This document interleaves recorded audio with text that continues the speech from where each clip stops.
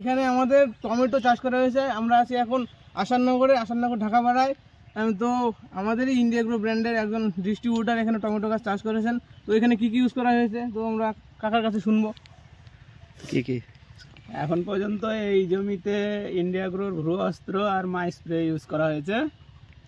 আর রাসায়নিক সার বলতে এই 8 কাটা জায়গাতে 15 কেজি মতো সুফলা দেওয়া হয়েছে। আচ্ছা আচ্ছা। গাছের বয়স কিরকম? গাছের 1.5 মাস বয়স। তো দেখা যাচ্ছে ফুল আর ফলে মোটামুটি একদম ভরে গিয়েছে গাছ, আর একটা গাছেও সেরকম কোনো রোগ নেই দেখা যাচ্ছে।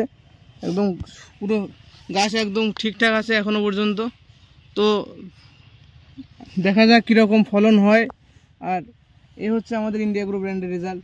আর একটা হচ্ছে তোমার প্লাস পয়েন্ট বলো।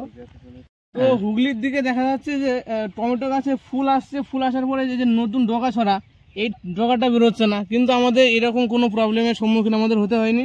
এখানে আমাদের নতুন ফুল আসার সঙ্গে সঙ্গে নতুন ডগাও এখান থেকে বেরোচ্ছে। এর ফলে কী হবে, ডগার বাজ দিয়ে আবার ফুল হবে। তো এইভাবেই আমাদের ধরন আস্তে আস্তে বৃদ্ধি হতেই থাকবে।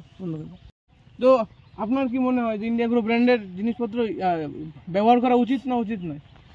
অবশ্যই উচিত, কারণ আমি তো একজন ইন্ডিয়া গ্রো ডিস্ট্রিবিউটার। একদম। আমি চাষিদের বোঝাতে গেলে চাষিরা বলে রেজাল্ট হবে কি হবে না, তার জন্য আমি আমার নিজের জমিতে অ্যাপ্লাই করে আমি ভিডিওটা করে দেবো। আচ্ছা আচ্ছা, এটা আমাদের একটা খুবই সুখবরের একটা বিষয় যে আমাদের এই ডিস্ট্রিবিউটার নিজের জমিতে ইউজ করছে এবং তার রেজাল্ট দেখাচ্ছে। তো কোনোরকমভাবে কোনো কোয়েশ্চেন থাকলে আমাদের ভিডিওতে কমেন্ট করতে পারেন এবং আপনারা শীঘ্রই ইউজ করুন আমাদের প্রোডাক্টগুলি।